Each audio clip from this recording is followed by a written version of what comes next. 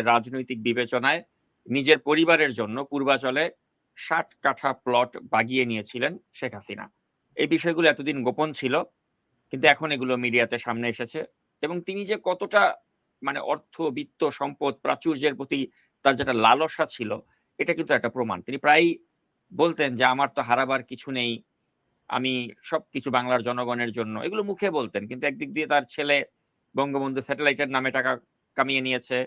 রূপপুর পারমাণবিক বিদ্যুৎ প্রকল্প থেকে টাকা কামিয়ে নিয়েছে। সব টাকা বিদেশে পাচার করেছে।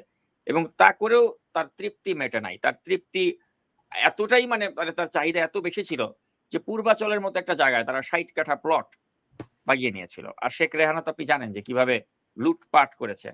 তো এই যে নিজের পরিবার, পরিবারের সদস্য এদের নামে ৬০ কাঠা প্লট বাগিয়ে নিল শেখ হাসিনা এবং আরো যে তার কত দুর্নীতির ফিরিস্তি আগামী দিনগুলোতে সামনে প্রকাশিত হতে যাচ্ছে। তারপরে তো ছাত্র গণহত্যার বিষয়